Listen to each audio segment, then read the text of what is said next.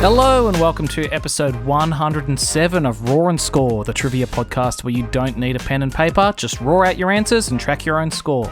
I am the Quizzard and I have a feeling we're going to have our first perfect score soon. Our current record is still 34 out of 35 by Aaron and Christian, but I don't know, I just feel it in my waters that a perfect score is coming. I call in the next month. If anyone can find a way to bet on Raw and Score results, you should 100% do it. You'll be rich. I'm pretty sure it would be illegal for the guy who writes the questions to bet on it, but if you find a way, I'll write the easiest episode imaginable if you split your winnings with me. We are scoring out of 35 total points with 20 questions worth 1 point each in the question round, a stupidly hard question worth 5 points, a bonus round worth 5 points, and a game that we play throughout the question round which is worth 5 points as well. This week, the game is Taboo. In this game, I'm going to give you a word, and that word becomes the most unbelievably horrendous swear word imaginable. You are not allowed to say it under any circumstances. You have to bleep it out. If you can go the whole round without saying the word, you get 5 points. Now, it doesn't matter if you say it answering a question, or working something out, or just having a chat with someone else who's playing the game. If you say the word, you lose the 5 points. Today, the taboo word, the worst swear word imaginable, is the word star, as in twinkle twinkle little star. So, remember, don't say the word star. It is the worst swear word imaginable in the question round, which is starting now. Question 1. In the movie Finding Nemo, what type of fish is Nemo?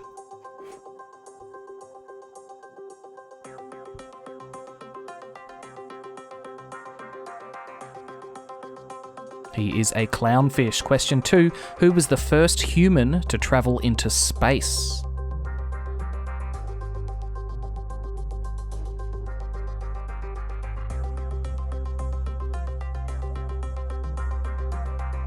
Yuri Gagarin. Imagine the absolute balls it would have taken to get into a rocket ship before they'd even invented the audio cassette tape. Question 3. In which series would you find the character Spock?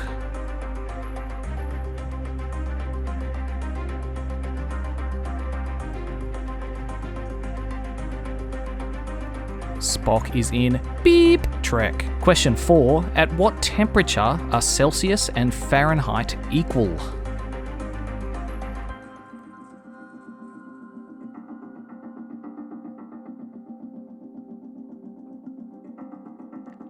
They are equal at negative 40 degrees. Question 5. What would agoraphobia be the fear of?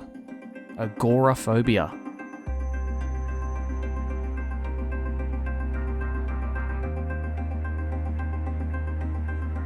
Agoraphobia is the fear of crowded places or the inability to escape.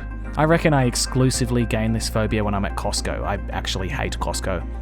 Question 6. What is the capital city of Japan?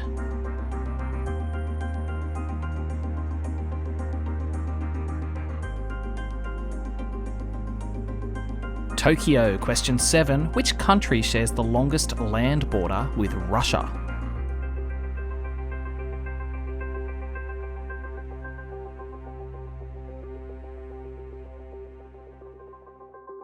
Kazakhstan. Wawawiwa. Question 8. How did American Hans Niemann become famous? Hans Niemann.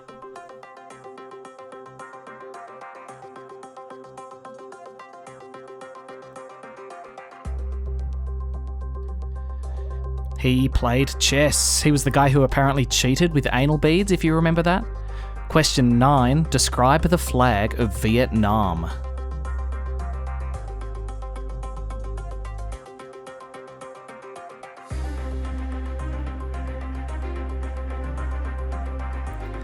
It is red with a yellow beep in the middle of it. Ooh, I reckon a few little swearers got out there. Question 10. What is the largest species of bear?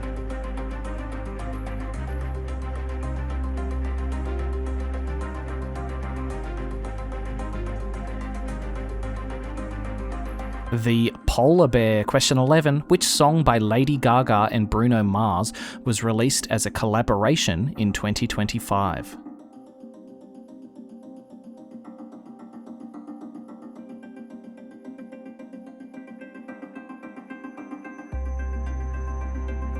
Die with a Smile. Question 12. Who is the lead vocalist of experimental hip-hop group Clipping?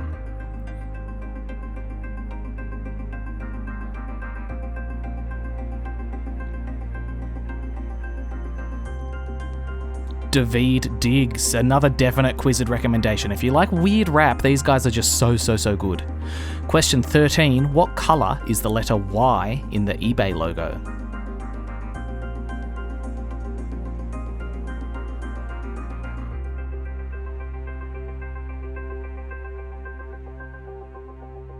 It is green. Question 14. What do planets generally orbit in a solar system?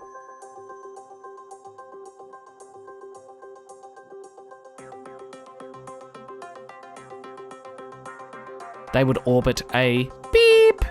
That one was a bit of a softball. If you got out there, I think you might just like swearing. You need Jesus. Question 15. What breed of dog is Snoopy?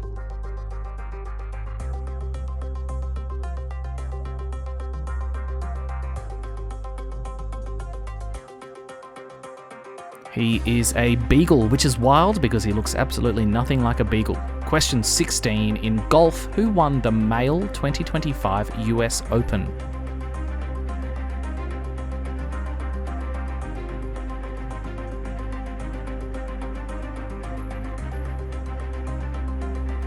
JJ Spawn. Question 17. Blake Shelton is married to which famous pop singer?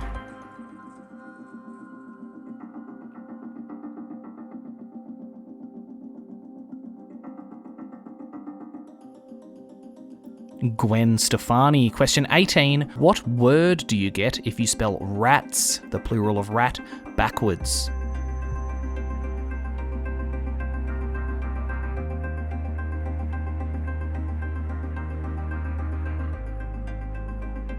Beep! Keep that disgusting language to yourself. Question 19. How many beats does a semibreve go for in music?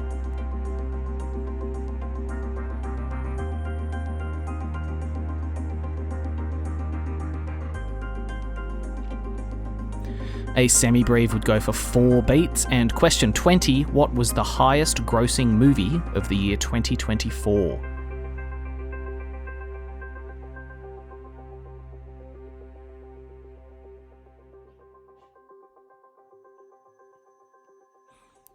Inside Out 2. Alright, that's it for the questions. Did you manage to go the whole time without swearing? If you did, give yourself 5 points. If you didn't, you need to think about appropriate language and appropriate situations for it, please. You may now say the word star again. Coming up, we have the stupidly, unbelievably hard trivia question and the bonus round of the episode. This week, the bonus round is Mind of a Machine. See you in a moment for that. We're back, and it's time for... The question's so hard I have to go to the middle of the Sahara Desert, dig 2 miles down and read it there to keep everyone around me safe. The really hard trivia question. Got a hard question for you. You get 5 points if you can get this one right. We haven't done one of these ones in a while. Here it is.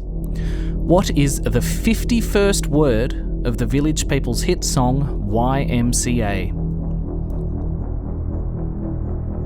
So, 51st word of the song. I reckon almost everyone can sing along to this song, but doing it without the music is hard. I tried and I was extremely wrong.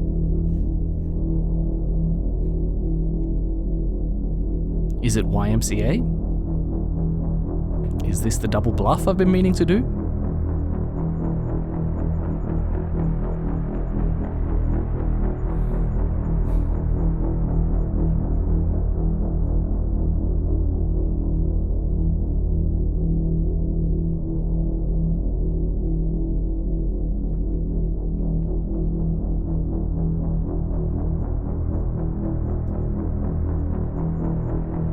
Ten more seconds to work out the 51st word of YMCA.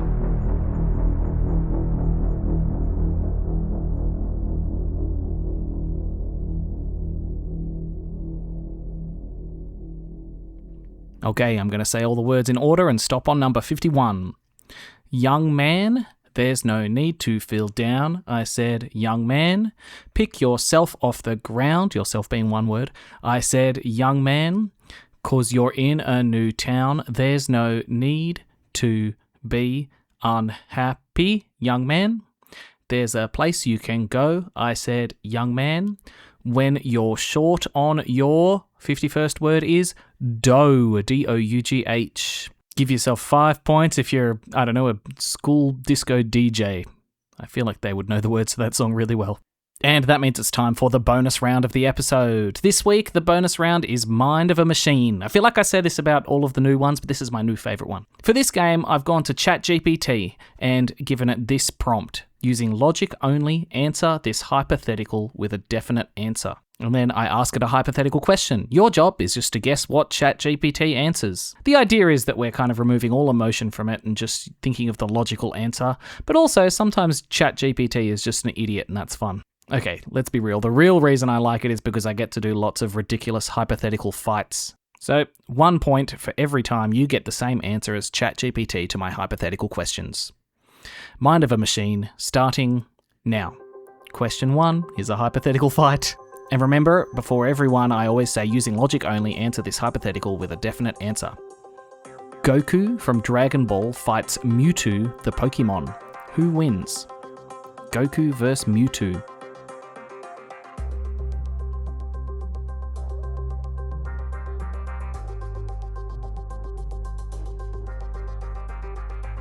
Apparently, Goku wins and it's not even close. Makes sense, Goku has literally survived an exploding planet on more than one occasion. Okay, number 2. I spoke about this a few episodes ago, so let's see what a robot thinks. Out of all Olympic sports, which would be the easiest and fastest to pick up and become an Olympian in?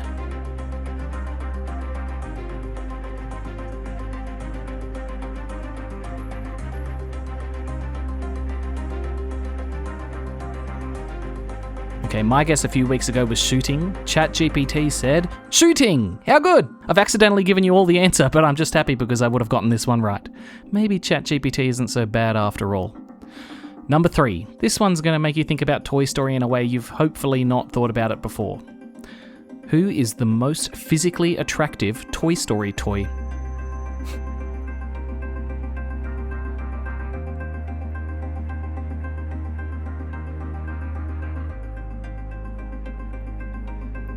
The answer ChatGPT gave was Bo Peep. Now I guess we all know ChatGPT's type. Number 4. If Justin Bieber were transported into the Harry Potter universe, which character would he be most likely to fall in love with?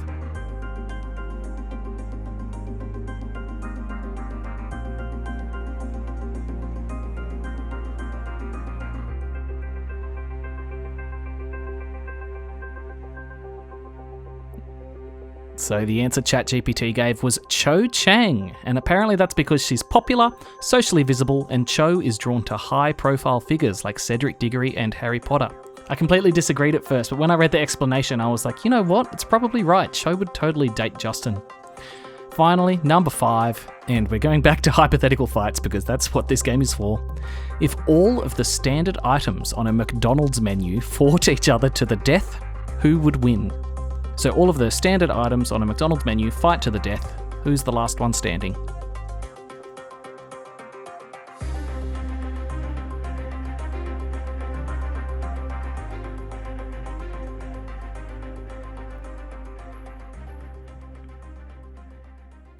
It says Big Mac, and you can't really argue there. It says the triple bun structure provides stable, layered armor, which is such a good argument. It also says the special sauce adds slip for defense and stick for offensive grappling, which is a bit ridiculous. That's it. It's officially the best question that's ever been on the podcast, and I almost feel like ending the whole podcast here because there's no topping that. So you can add what you got in that round and add it to your total, and that's what you scored this episode. Don't forget to find me on Facebook, Instagram, wherever you can find me, and send me your name and score, and I'll give you a shout out at the end of a show. This week I've heard from the Tarrawood Propagators, who scored a 27, then a 24, and they chose an AK-47 as their weapon in the one-on-one fight to the death against the graphics department. The graphics department scored a 25, and their weapon of choice is Gopher Chucks. Now, I've used the same prompt for ChatGPT and asked whether a graphic designer with gopher chucks or a propagator with an AK-47 wins the fight. And believe it or not, Tara Wood and their AK-47 win the fight. Rick and Nadia scored a 19. Joel scored a 25 on the Avatar The Last Airbender special. If you didn't know I had that, you can go back, it's there. Michaela scored a 15.5, an 11, a 17.5, and a 15, sticking in the teens. Laura scored a 15 and said that Thematic 3 is too hard, and then scored a 16 and said that Guesstimator is too hard. I'm sensing a pattern here, Laura. Thanks for listening. I'll see you on Monday with another episode of Roar and Score. Bye-bye.